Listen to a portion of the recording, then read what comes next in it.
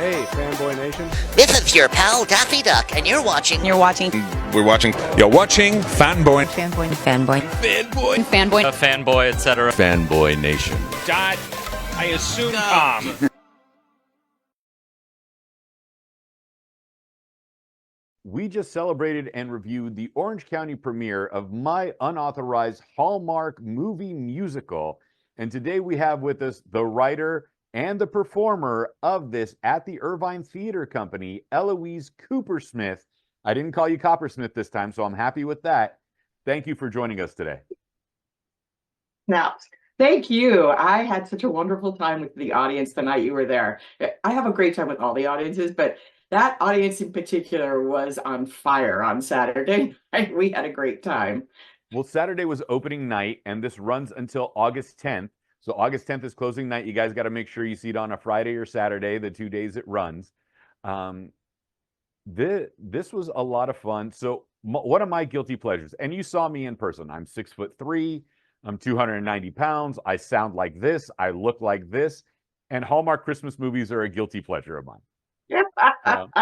So when I heard about this at the Irvine Theater Company, I called up David, who's the head of the theater company. I said, I have to come review it. And he was more than inviting.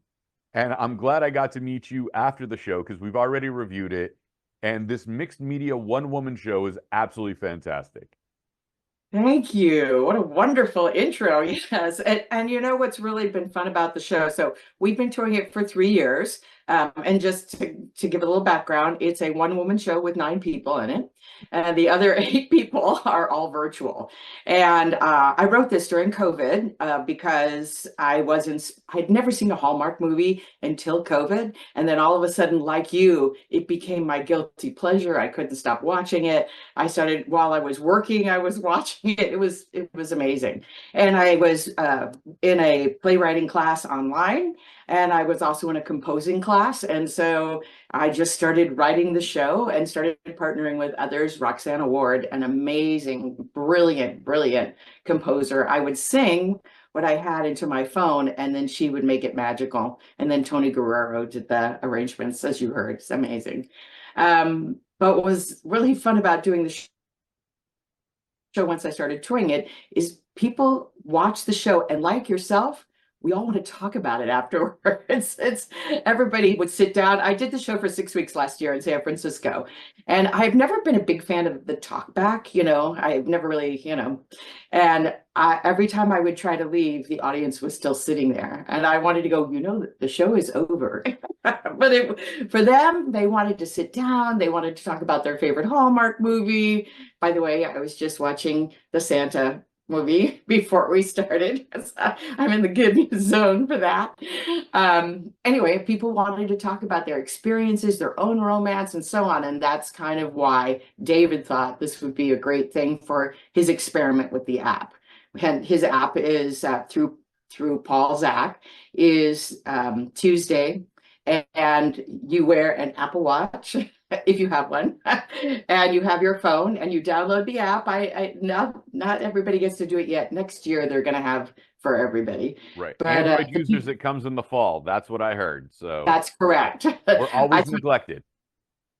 I agree. And for you, I hope it happens even sooner. What has been fun is afterwards we started interviewing people, and they could track their entire experience of the show on their phone. And I was like, one woman was like this, and I said, how much do you like music? And she goes, I love it. And so the moment we have 15 songs, and the moment we started singing, her thing went up to 95 because she was having the most joy and the most fun. And it was just really fun to see it. And other people, they had different areas where they connected with the show. But what happens with the show is people open their hearts like you do with a Hallmark movie. I don't know about you. I mean, you love them, I love them. So maybe we're not the people to determine this, but they make my day. I truly feel better after I've watched a Hallmark movie. So that's kind of where we're at. And I'm so happy I've never played the Hallmark drinking game, the unofficial, official Hallmark drinking game. Because, I know. I like having a liver that functions. Well, for us, it's dark chocolate. That's my big addiction. And so when I have the it's actually on stage, but I have the bingo game. And when I have my friends over, we all sit there, and we haven't done it, but we have 2 more days left for Christmas in July.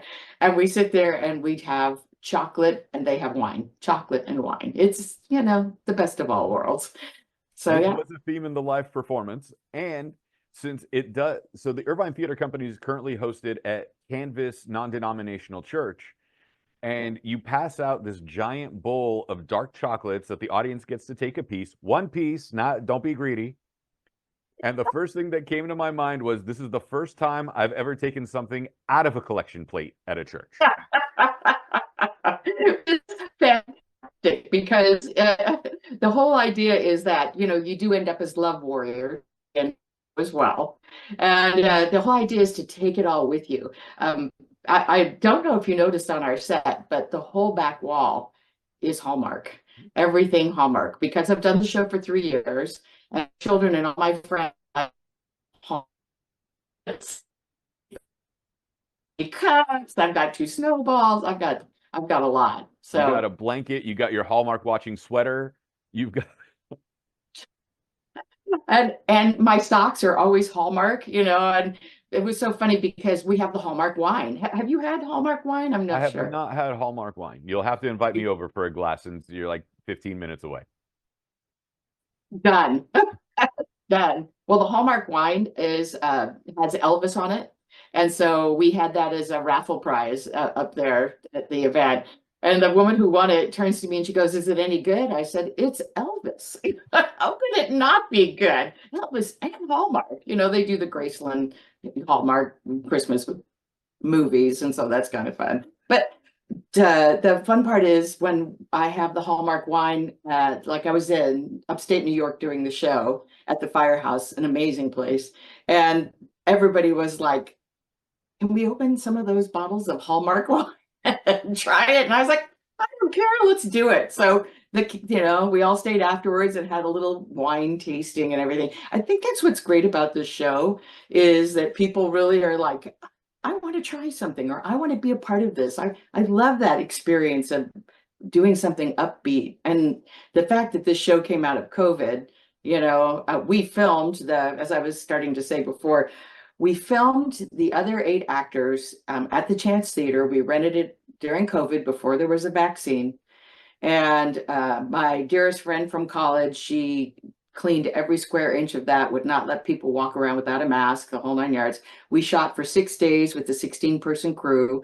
Our amazing director, Chrissy Guerrero, having to try to figure out what I was going to be doing on stage with, Anne Renolfson, who directed the stage portion of it.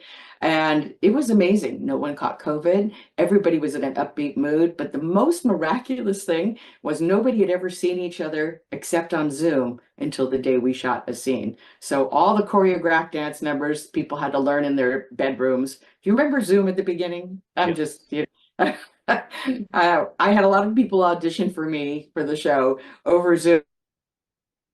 And I would be looking at that going, "My gosh, there is a drafting table and a bed and this much room." And they would be doing the dance number and bouncing her off their furniture. And tears pouring down my face because it was so much fun to watch people enjoy the magic of Zoom and auditioning. Now we're all I was pros. hoping Andrew and Benjamin were related since they both have the same surname. Isn't that amazing? And what are the odds, right? But no. It is a very popular Spanish surname in Perez. But because of the age discrepancy, I was like, oh, she probably cast a father and son in this. That would have been so great. We had never met Andrew. He was an audition surprise and a delight and so sweet. And it was funny. All of our men had beards because it was COVID, right? Nobody had to shave. And I said to him one day, someone has to shave. And he was so sweet about it. And he's like, "It's going to be me, huh?" I said, "Well, you are the handsome young ingenue, and I don't think the beard really goes with that." Now that I'm thinking about it, how many of I think, Taylor, some of the men, that's kind of the scruffy, they get away with the look. But in general, they're pretty clean shaven. And we lucked out. Benny came with Chrissy Guerrero, Benny Perez, so talented. He's worked with Miranda. He's directed In the Heights. I mean, he's been in The Heights. Just phenomenal talent. And he came in and just made Maestro so evil, exactly as we needed him to be. So, and part of the challenge, of course, is that everybody's coming in, and we rented the Chance because the Chance is a big enough facility that everybody was in a separate dressing room. People could not connect. So it was connection on stage and then everybody in their private spots. Definitely COVID. I remember that. But since I miss then, those days. yeah, I'm good. But what's been really fun is having people have that magic of the multimedia and myself interacting. And literally it is the press of a button. The script is very tight. I can't improv anything because if I do, everything gets thrown off.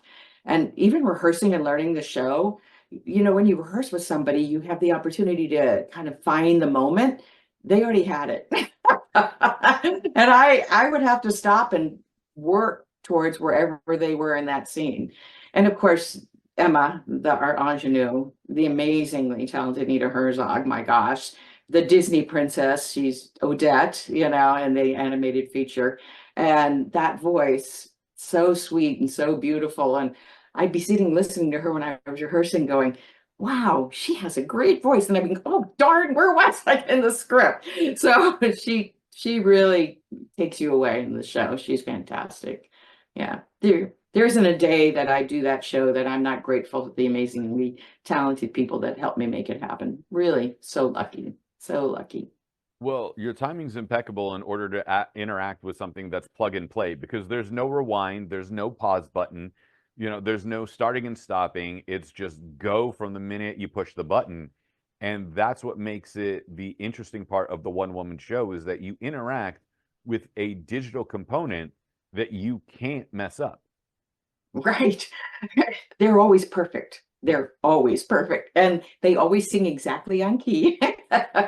And we all their vocals were done in a studio separately, and then we layered the tracks just like you do in a film. And really, our whole crew, Sam Wilkerson, who is our DP, phenomenal job. And then Elner, who did our editing at the end, just amazing that everybody's talents came together to create a really magical evening. That you came. When you walk away, you're like, I hope you are. I feel really good. This was really fun.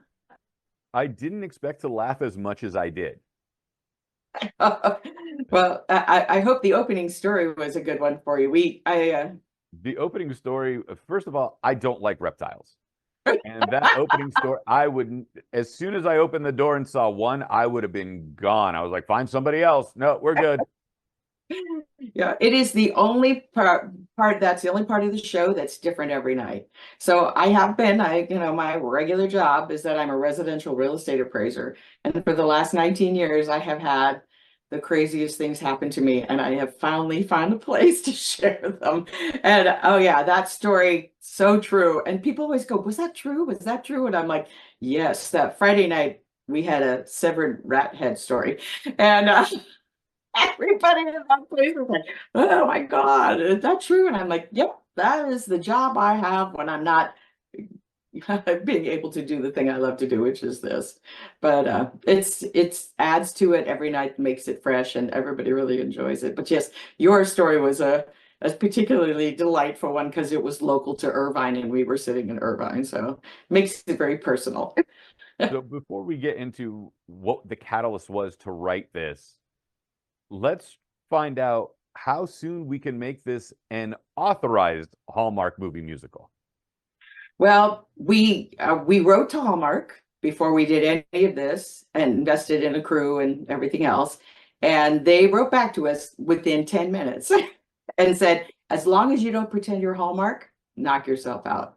And that is really half the stuff on stage was bought by my children on Amazon, or it's someplace like Etsy. And it's so funny because none of it, there's always something about it that isn't Hallmark. Like the blanket in the back, it's got 16 knobs on top at Hallmark, but does not have that many crown things on it. So very clever. We can be authorized and unauthorized. My dream My dream is to go to the, they're doing, this is the first year they're doing the Christmas entertainment carnival. I don't know if you've seen the commercial for No, I that. haven't yet. Oh my gosh. And they're doing it right there in Kansas. And the dead of winter, they're having this giant Christmas carnival. It's sold out 3 weekends. There's only one weekend that's not sold out. And I thought, wouldn't it be fun to bring this show and just have people come and see it, because they would be the Hallmarkies that would absolutely love to see it. So yes, I would love to make it authorized, but right now Hallmark has been very clear that I can do whatever I want as long as I don't say I'm them, which I would never do. Yeah. Right. Well, there was a Christmas con. It came to Pasadena once, but they're going to retain it all on the East Coast. Unfortunately, they're not bringing it back, but that was a lot of fun too. Was it? How Yeah. fun. I would have loved that. Yeah, it was, I think it was in August, and it was just a great time. So I was like, all right, let's go to Pasadena in August and check out a Christmas convention. I love it. Was it at the convention center there across It the- was. They sold How out. does it- They had a great time. That is great. I think we should do more of that. You know, I think people love that, especially sharing something. It's like Comic-Con for people who like Hallmark. You know, there's nothing wrong with that. No. Yeah, and it was multi-generational, which was really cute. You know, like grandparents brought their children and grandchildren, and just rolling around having a good time. Oh, that's so fun. I wish I was there. How lucky you got to go. That's awesome. Well, we were California went full Chicken Little with the lockdown. Florida went full Tigger and nothing bothered them. I wanted a happy medium somewhere in between, just rationale, but since we live in California and we went full Chicken Little, was that the catalyst of being home for as long as we were to start writing this play? Oh, that's a great question. What happened is I work for several large credit unions in Southern California, and we were trying to make sure that people didn't lose their homes. They were trying to. So appraisers went out and appraised properties to reduce the terms and to make it so on unemployment or whatever salary you had, you could afford your home. So I was doing 3 to 4 homes a day before there was a vaccine. And I would put on 4 sets of clothes when I left my home. And every house I would take them off, the next set and bag it and so on. And I finally got to one house one day and the woman said, "How are you still alive?" And I thought to myself, wow, that is a really good question. And I like being of service, so I wasn't going to give up my job or helping people, keep their homes. And I sat down and I turned on the television and I watched my first Hallmark movie. And that was really the catalyst. The writers group that I was with that inspired me, we had all decided, we were 6 strangers, and we all decided to go through Julia Cameron's book, The Artist's Way, together. And as we started going through it, we started creating our own works. 2 people are, one's an animator, and she created a beautiful book series. Another person is a very well-known actress in Los Angeles, and she wrote a great one-woman show about Rachel Carson. Everybody kind of went their own way. One's a dancer. We all found our creative selves through this book. Behind me, so one of the things that's on stage right, is a vision board. So the vision board that's on there is the vision board that I created for the show. And I started partnering with different people to create it. We really ended up doing this faster than I think I've ever seen a musical go. And that's partially because it was filmed. The project I was working on before COVID hit was a show called Home for Mom that was Emmy nominated. It's a story about a family dealing with dementia. It's a musical. But we had only filmed the first 6 episodes because when COVID hit, all of our people were really over 50 and we couldn't take a chance on bringing them on set. And so I was feeling that experience of having a creative project abruptly end. And this project kind of filled me up and I didn't have to endanger anybody's life to do it. So the more I wrote, the happier it made me. And Roxanna and I would meet. I'd stand, she plays in a church, and I would stand at one end of the church and she would be at the piano at the other end of the church, and we would work on the songs together. And I worked with Amron Alston on the script and my writers group. And yeah, it kind of all came together I thought after COVID, what will people feel safe seeing? And I think they're going to feel safe seeing a show that has 9 people in it, but only one will spit on them. So I try not to do that. So it really Right, you did. were playing Russian roulette, I take it. Yeah, yeah. So we exactly. We were the very first year I toured, I got 3 bookings right away, which I found unusual. And it was Virginia, New York, and then back to no, back to another place in Virginia. And people came and loved it because even though they were masked, some of them, some not, they felt really safe because they could see a full musical with a lot of people and not just a one woman show, even though this is a one woman show. It hits many levels. And again, it made people feel good. And I really love making people feel happy. This, to me, if you walk out of this show and it's like that moment when you unplug, that's what a Hallmark movie is. You're unplugging from reality. And then you kind of look at the world and go, I realize the world is a crazy place right now, but I'm okay. I'm centered. I'm good. And I keep going. And that is really the joy that the Hallmark show brings to everybody that we go and see. And then how did you partner up with the Irvine Theater Company? Theater spelled E-R, not R-E. Right. Well, I was looking for a place to do the show that was local because everybody had asked me why I never do the show here. I did the show in 2021 in Los Angeles, but I have a lot of relationships down here and they're all going, we'd love to see your show. We'd love to see your show. And I'm like, okay. And so I reached out to a couple of theaters, but David's was the one that had the emphasis on multimedia. That is what made the difference because he loved that concept. So I wrote to him, he wrote back, he said, hey, I have this really neat idea for using this app that Dr. Love, Paul Zach, has put together. Would you be interested in partnering? So we sat down and we went through the questions that get asked. So just to explain really quickly how it works, there's a happy hour beforehand where you get your device put on your arm and you get that download the app and then you're ready to go and you come in and you watch the show and your show experience is recorded on your phone. And then afterwards, there's these really fun mingle stations and questions are asked. And what's really fun about the questions is it makes everybody think. So we did a demo with about 15 people about 2 weeks before the show opened. And everybody didn't know each other. And by the time they were done, they were like best friends. They had really learned something about each other. I based all my questions on Hallmark movies. So, would you rather be, having wine and chocolate in Paris, if you know that movie, or would you rather be having in Bruges making chocolate trying to come up with a new idea. And we came up with all these different questions that really help people connect with each other. And they felt like after the event was over, because we interviewed them all, they felt like they had made a new community.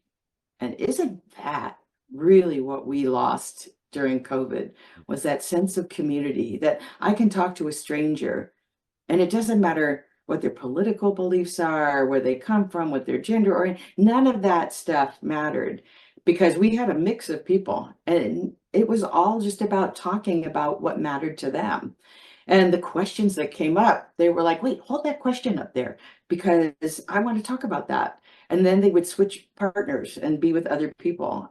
It really is that beautiful piece of what we are as a community when we gather that makes us good people and that we really like each other. I think that's why Canvas was a really good location for it because yeah, they're non-denominational, they're not discriminatory, they want everybody to come in, they let us come in and kind of convert their church into a theater. So I really think that this kind of gathering is what David was shooting for, and his mission is to build a theater in Irvine. I don't know if people are unaware, but there's only one theater actually in Irvine itself, and that is the one that's connected with UCI, right? And they bring in, Right, shows Barclay. outside. Or not But Barclay, where's right, Barclay? No, you're right. Barclay, okay. Yeah, they bring in outside acts, which is great because that helps bring in culture and everything like that. But Irvine itself, very, very hard to find a performance space. So David wants to build one. He had started working on with a partnership in the Great Park, and then things kind of moved on from there. And he could see that he really needed to get a subscription base and a following and be able to have something where anybody could come and perform. And especially with an emphasis on, interested in developing new ideas. That's why we ended up partnering together, and I'm very grateful. I didn't get to meet Paul until the first performance. He's really funny. I imagine, He has a right the sense of whole humor. yes, that's it. I sat there and I was like, okay, this is interesting, and his ultimate goal is to, because dating apps have been so unsuccessful because people don't necessarily share the truth on a dating app. He wants to turn this kind of an event into a dating opportunity. We didn't do that. We just wanted people to gather with the community to see how it went. But he thought the brain doesn't lie. When you wear this device, it says whether you're telling the truth or not. And so you're really actually having an honest conversation with a brand new person that you might find is a really good connection with you, not just for a friend, but maybe a little bit more. So it's speed dating, but I call it, and it's just so funny, I call it reinventing the meet cute. And I wanted to, now you know what a meet cute is. I do not. But the you have world to tell me. apparently is not. So a meet cute is, and if you've seen The Holiday, they explain it in that movie very easily. A man and a woman both need to go to buy pajamas, but she only needs the top and he only needs the bottom. They're strangers, but they buy one pair of pajamas together, and then they start going out and having a conversation. Harry met Sally, blah, blah, blah. Oh, okay. And those meet cutes happen because people are unsuspecting and not looking for somebody. They happen because they're just open to the opportunity to be themselves and maybe connect. So that's what makes rom-coms so great. But anyway, so that's what they're looking at, is reinventing the meet cute, but in real life. And wouldn't that be exciting to see if that's the direction all of this went? I don't know. I'm in the neglected crowd because I'm an Android user, and they only set it up for iPhones. And the people with the iPhones were looking at me as if I had the plague. So, oh, and for that, I'm so sorry. Well, it is coming out. I think, one of the challenges with developing anything is you do develop it for the market that has the bigger, of course, addiction to the phone, and that is the Apple. The Apple people are, and I'm one of them, so I can say that. But yeah, I think it's really exciting. I think the whole idea of bringing more theater into Orange County is really exciting. I mean, right now, the Chads, a couple of other theaters are still doing original work. Sweeney Todd right now they're doing, and so on. But Laguna Beach Playhouse literally is getting all of their shows from David Ellenstein, is the manager of both the Laguna Beach Playhouse and North Coast Rep in San Diego. So Camelot plays there first and then is coming up and playing here. Right, I just think it would be really fun. Yeah. How was it? Can I add? It was good. So I had the only reference I had was the Richard Harris movie. Oh, okay. And so that was played very straight and very melodramatic and very surreal. And this was really quite humorous. So I didn't expect the humor in there.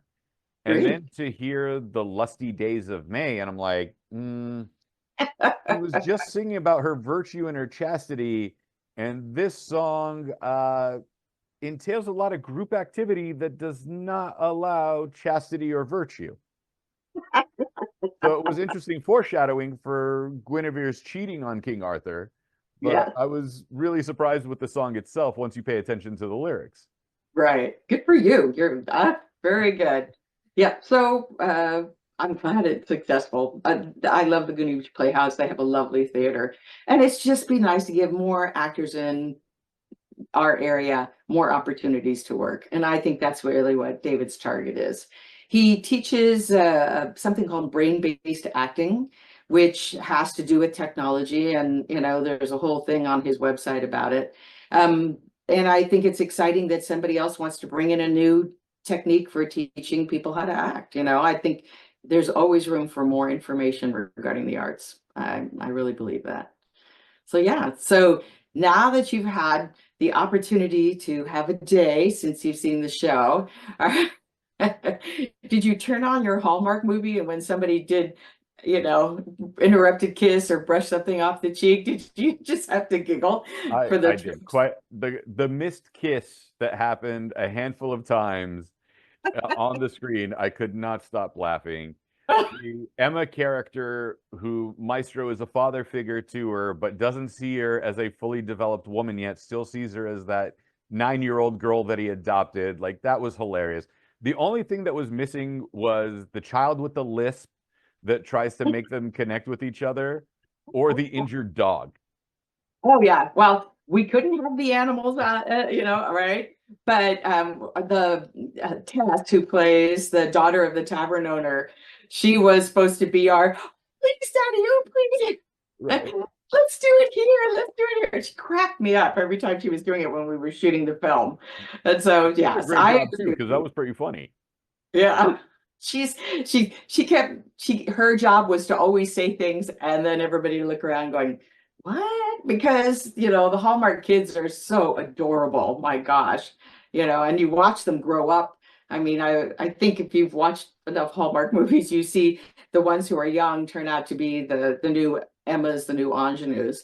It was funny when I wrote the show, I just wanted the name Emma to be the lead. And then last year, the New York Times did a whole breakdown of all Hallmark movies, which I was impressed with.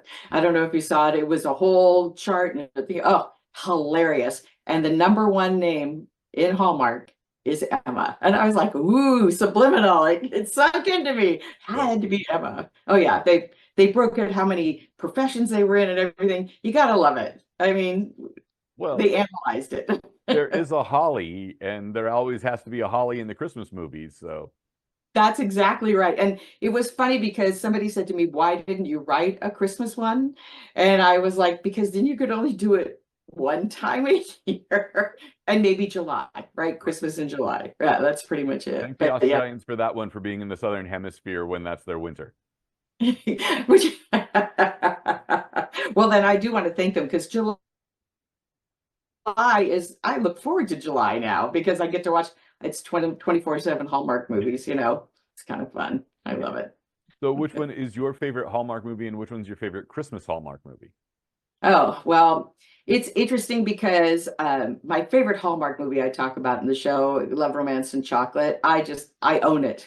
I don't own anything else, but I own that. And I have seen it more times than anybody could possibly count at this point. But the Christmas movie, I love the ones with it's not a Christmas movie, but the one with the cat, where the cat goes into the firehouse. It's kind of, but it's not, and then they did 9 Little Kittens ones That was to the make sequel, a yeah. Christmas movie of it.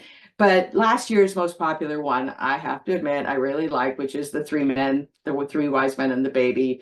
Those 3 guys are hilarious when they do the whole dance, and everybody was so perfectly cast. And now, of course, Hallmark knows how great it was because they made a extended version for Christmas in July, and now they have a sequel coming out at Christmas, which I'm excited to see. I have to They admit. got Superman Brandon Routh to come back for the kittens one, and I'm definitely Yes. allergic to cats, and I thought that one was hysterically cute.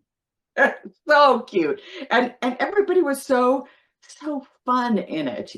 I think that's what I love about it is a lot of the Hallmark actors, they're just so genuinely themselves in there. Years ago, I was in an acting class in LA with Marcus Rosner, and then to see him on all the Hallmark movies made me crack up. I was like, oh yeah, he's a good actor.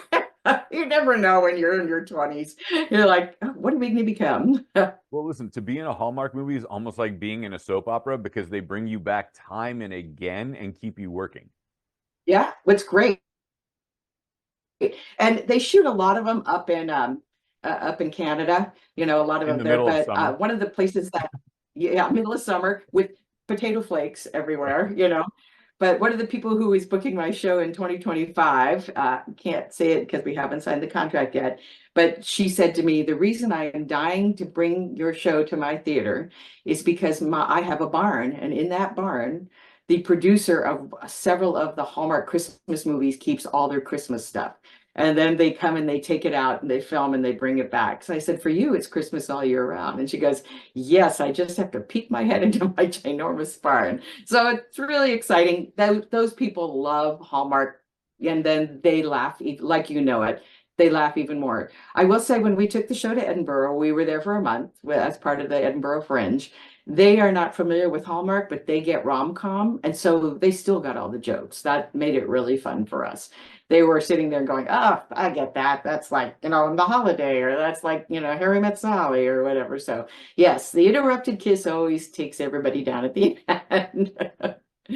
So this begs the question, you have a day job, yet you're also touring this show. How do you go to Edinburgh and Canada and New York, Kansas, and everywhere else when, an appraisal job is 5 days a week? Well, appraising is really an interesting profession, because typically right now we're famine, because the market's been so slow. I have one or two really great clients that helps me keep going, but I also have an assistant. So I'm not a one-person show. I have my own company, but I get opportunities to work from different places.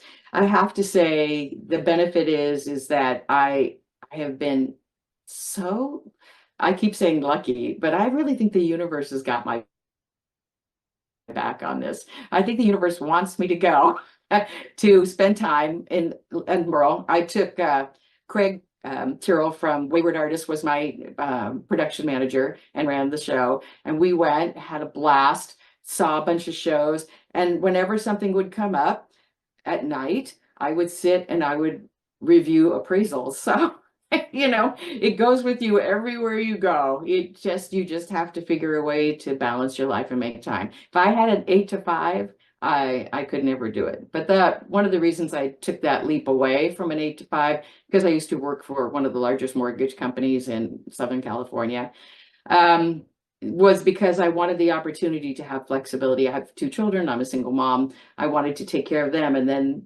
the more that evolved, the more I realized I could shape my choices of where I want to go. And originally, my children had to be in every show with me. So my son was in the show, my daughter would be in the show, and then I could be in the show because we all went.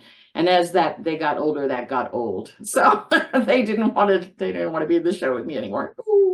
But no, my son plays the French horn for the United States Air Force Heritage Band and is stationed in Virginia.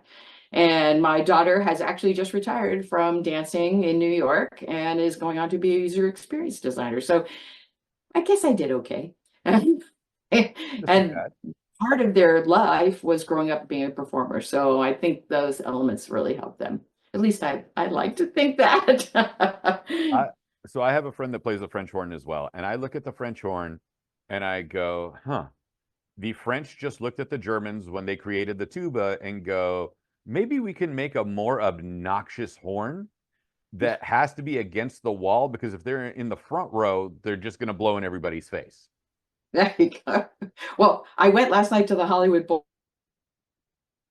and heard the LA Phil, and their horn sounded amazing. Just, I love the sound. I can't help it. But you're right. And when you march, but it's just awkward to play. It's awkward to carry. And the horn faces the wrong way, so they have to be at the back of the line no matter what. It's just one of those things. So it is one of those things. I agree. But you have to listen to it all these years. I guess I've just gotten used to it, and he carries it around and it all works out. And it's funny because my son has yet to see the show, but my daughter is in the show. In the movie portion of it, she plays Maxine. So yeah, she's the middle one. I love it because people go, well, she looks like you, and I'm thinking, no, she looks way better. I mean, what is she, 30? So it's just a different world. But it was really fun having her out here to shoot the show, especially during COVID and everything. It was nice to have her, to bring her here. And that's good. You get to spend time with her, and she's a part of the show, and she's seen the final product. Yeah, and I look up at her And it makes me smile because even though she lives in Brooklyn, she's sitting right here with me on stage. It's inspiring, really. It really is, to have amazing actors and other talented people help make your project come to life. And then to have great people like you come and see it and remind me how wonderful it is that it works out for you to enjoy the show as well. So I Well, have a you're good too time. kind in calling me wonderful, that's for sure. You are wonderful. Will there be a Christmas spin-off, like a sequel series? Like we have this one, and people have asked for a Christmas one, but again, 2 times a year. You know, is there like this plays out for 10 months, and then for the other 2 months, it's the Christmas version? I would love to do that. It's just the time of getting people together and so on. Every one of those actors, I mean, the young lady who plays Patty is the lead over at Musical Theater West. You know, Benny is doing a show out in Riverside. Everybody has. Nina is a big band singing. I try to think where Upland, I think, and they're all touring and they're doing things. It just was a sweet spot of time to get that much talent in one room together and dedicate to do it. So fingers crossed that maybe, hey, Hallmark, you want to do a Christmas version? So I'd do it in a heartbeat, not a problem. Yeah. Very cool. One aspect of the show that I really like is when the writer's block hits. Can you relate? Everybody can relate to that because everyone's like everyone was going to think it was like, oh, it's so Hallmark. There's no writer's block moment. There's nothing going on. It's going to be this perfect smooth sailing all the way through tap dancing, etc. moment. And then the writer's block hits, and then the breakdown of, you know, I feel like a fraud. I shouldn't even be bothered writing this. Take center stage for a moment, and you're like, okay, so she's actually portraying a real person, not a Hallmark character writing a Hallmark-esque movie. Yeah, thank you. That is exactly right. And it's interesting because I have an understudy, because I'm not crazy not to have an understudy, Deborah Robin. And it happened because last year we got booked in 2 different states, and I didn't have my understudy, had gone on to another project. And so I was like, I have got to have her. She does a really great job. Totally different than me, but I don't care. And when you have to learn that song, that is the hardest song to learn. And she goes, why is it so hard? I said, because it's so true. I don't know if you've ever had writer's block, but it is. And I had it many times writing this show. You know, why is it that doesn't work? Why does that lyric sound like that? What's wrong with this? Why is the script going like this? It's very frustrating. And you're right, completely relatable. I had several people come up to me and go, my God, that's the way it feels when I have to write something and I can't figure it out. And yeah, that moment it's hard to sing because it's disjointed, but it's one of the best parts about it is it's so true, because having an idea of something that you really want and not being able to express it is probably the most frustrating thing I think you could possibly have. Right. And then the beauty of it is, of course, and I won't give it away, but how it's resolved is magic. So, you know, that's one of the things that I love about writing, is all of a sudden I was sitting there thinking, how am I going to solve this problem? And I read a book, or I listened to some music or something, and the inspiration hits me. My gosh, that could solve our problem. So yeah, it is a really fun, I'm glad you enjoyed it, a really fun song to sing as far as I'm concerned. And what's hilarious is that afterwards people come up to me quite a bit and go, how old are you? Because it's so physical. And I'm like, well, I'm 68. And they're like, wow. You've seen it, so you know. I know how physical you got. I'm like, okay, cool. Yeah. And that's the way it is for me. I think when, you know, if I can't solve a problem and I don't have the ability to go run somewhere, you know, or walk or something like that, it's just that pent up frustration and energy just explodes, and it's super exciting. But yeah, I love the idea that there is a way out finally, because it's a Hallmark movie. That's to have a way out. Well, what I appreciate about your show is like your costume changes and the reality of people getting dressed in the house. Like, I'll give you an example. I hadn't watched a play in years, and then a good friend of mine, Gary Morgenstein, wrote one called The Black and White Cookie, and they did an LA show, and the actress comes into the living room and she's about to put her feet up on the couch, and she actually took her shoes off to put her feet up on the couch. It was like, this is my favorite performer of the entire show, because she knows to take her shoes off before she puts her feet on the couch. She didn't just treat it as set dressing. And Right. you go through that, and like, you know, you do the little Mr. Rogers kick off your shoes thing, and then hang your jacket up, and then take your socks off because you're in your pajamas and you're ready to go to sleep. And you know, most sane people don't sleep in their socks unless it's the dead of winter, like that sort of thing. Yes, I agree. And it's so funny because I will honestly say, so Edinburgh is a different experience than most. And if you haven't gone, everybody should go. But there's a lot of dirt on that stage when you're by the time you get up there. And I would go to put, after the show was over, we're striking like crazy people. You know, you only have like 7 minutes to go to between the next show sets up. And I would look, and Craig would be like, look at your feet. They were black. So yeah, but you know, you're right. Reality is that, you know, I'm not going to go to bed with my jewelry on and my clothes, you know, all that stuff on. It just doesn't make any sense. And it's just a lot of fun to take your shoes off on stage. I don't know why. I've never been a big shoe fan anyway, but yes, it's really great. I'm glad you enjoyed that. That's So good to know. Absolutely. So let's say we get the Christmas sequel, and now we get the unauthorized Hallmark movie musical third story. Does the writer end up dancing and having her own missed kiss? Ooh, well, that is the hope. So you caught that in the show. Yeah. Yes, I think that is the piece that, if I were to write another piece, it's where the characters flourish because she flourishes, and she's not alone anymore, you know, and the universe may test her, but she knows it's because the universe has her back, as opposed to the universe is testing her. So yeah, that would be wonderful. That would be a great Christmas movie. Oh my God, if you gave me that idea, I'm gonna have to go write it. Yeah, inspired by. Inspired by. And throw my name in there. Yeah, exactly. You got it. It's yours. Yeah, I think Hallmark movies are, without a doubt, that guilty pleasure that reminds you of all the possibilities that can actually happen in real life.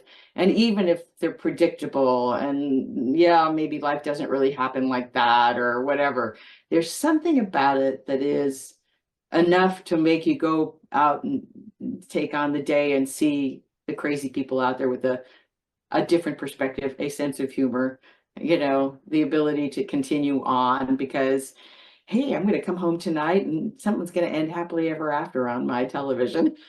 Right? And it's sad. I can't watch a scary movie. I've never been able to do it, you know, much less living alone. That's like, I'm up all night, you know. So whenever I go see something like that, I have to have a large group of people with me, and then we have to talk it all out. But the only scary part in the Hallmark is when there's a miscommunication and they keep miscommunicating and miscommunicating, and you, little place in your heart goes, come on, guys, you can work it out. You know, you've got it in you. You know, there wouldn't be a 2-hour movie if that was the case. Thank you. You look at it and you know you got 40 minutes left, because everybody knows how long a Hallmark movie is and everything like that. And it's funny because people ask me why I don't have the like the app. And it's because I like the commercials. The commercials give me that moment to walk away. The commercials are your breakdown of like, oh, miscommunication, commercial break. The child is introduced, commercial break. Exactly. The dog that solves all their problems, commercial break. Exactly. Or there's this moment where they all go, oh, so soapy, so from the soaps. I got my start as an actor in New York doing As the World Turns. Just small part, under 5 or background. And it was so much fun to watch that. And when I came here, I did a couple of days on Young and the Restless. And it was so funny because it was that same thing that makes a Hallmark movie so much more dramatic, but still believable. You know, that's what makes it fun. All right, I'm going to do this. So everyone always asks, you know, what do you want to tell younger writers when they do this? We've heard that question a million times. What do you want to tell first-time writers in your age group that have had this idea for 40 years and going, I should have written this in my 20s and now I'm 60 and what do you tell older first-time writers that actually are inspired by you that did this during COVID to now want to go put pen to paper. And by the way, kids, there's this thing, it's about this long, and ink comes out of it as you press it on the paper called a pen. Paper Right. is very thin sheets of wood. So That is, what a great question. I will tell you that the simple thing is to just go do it. And the reason I say it that way is that's what Julia Cameron's book was. Every morning you got up and you wrote morning pages. And that's how the show started to evolve, even though I had no intention of doing that. And then last summer, I took Herbert Sequenza from Culture Clashes. He had a playwriting class, and you had to be a senior, 55 plus, to be in the class.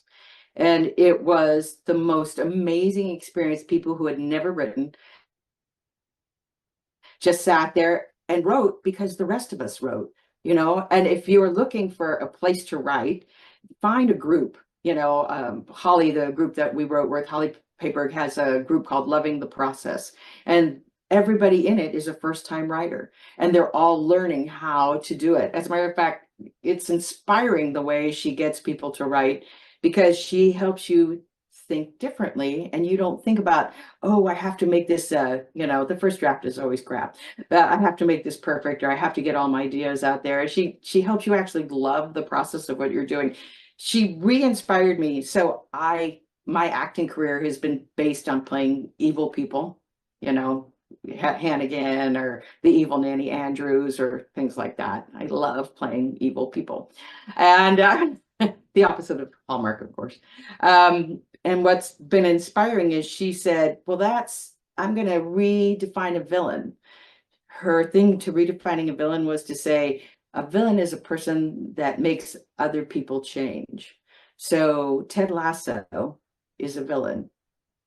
okay, And I can see that. All of a sudden, right, everybody sat down and started writing, because writing about their villain wasn't being bad or scary. It was exploring a person who makes other people change. So that's why the advice is to sit down and just do it. Find a group of people that you want to go with. Breath of Fire in Santa Ana is an amazing writing cohort. They sit down and write it. South Coast Rep has a playwriting class. New Village Arts, which is where Herbert Sequenza taught in San Diego, in Carlsbad, has amazing programs for people over 55 that are free. And, and not, I say free because it really is free, but that, in other words, no one is going to charge you anything. And you get a chance to hear your stuff out loud. It's inspiring. I think at our age, we have the best stories to tell, because we are looking at things and looking back and thinking all the lessons that we've learned. And sometimes we don't know what we don't know. And then we start writing about it. And all of a sudden we realize, oh my God, look what I learned. And now I get to write about it. So yeah, that's how I started really expressing myself. And it's the greatest gift you can give yourself. I have a friend who's writing her biography, another person writing a children's book. Everybody's writing it. Whether or not somebody else tells you you're successful, doesn't really matter. It's how you feel about what you've written. And you get that in my show as well. So, but that's a great question. I hope everybody that feels the need to do something creative goes out and does it. Yeah, I think it's the gift you give yourself, that you wake up every morning and go, oh, I have something to say, and it's of value, and so I'm going to say it. Eloise Coopersmith, thank you so much for today talking with me about my unauthorized Hallmark movie musical, now playing at the Irvine Theater Company, up until August 10th. Congratulations on all your success with this. Where can we find you on social media if we want to connect with you? And don't forget, go to irvinetheatercompany.com to pick up tickets for the show. Great. Oh, well, thank you. First of all, thank you. This has been such fun. You find us at lovealwayswinsmusical.com. Everything is there, all the media, everything you want to look at. Where Love Always Wins Musical is also our tag on Instagram, on TikTok. The only other place you can go is you can look me up on Facebook. I have a billion friends, and you'll see I post everything about the show and a few pictures of my children, but mostly about the show. There is so much fun and amazing energy that comes from doing this show. And I thank you for coming, and afterwards you just made me feel so good because you got it. So thank you so much for this interview, and thank you for coming to our show. I really appreciate it. It was fantastic. Thank you for having me out. Just remember to invite me to the next watch party. Done. You're coming. Milk chocolate. Well, that's a whole nother story about milk chocolate versus dark chocolate. I thought, so for people that are gonna like, what the hell are they talking about? You passed out this bowl of chocolate, and I grabbed one, and I'm like, of course I grabbed the dark chocolate because that's the only one I would be grabbing. And then you're like, no, the whole bowl is dark chocolate. So I felt better about that because I'm like, really, my luck, I'm the only one that grabs the dark chocolate with a bowl full of milk chocolate. Yeah, but it's still delicious no matter how you look at it. Well, it was a great time, and thank you again. Thank you so much. Have a great day.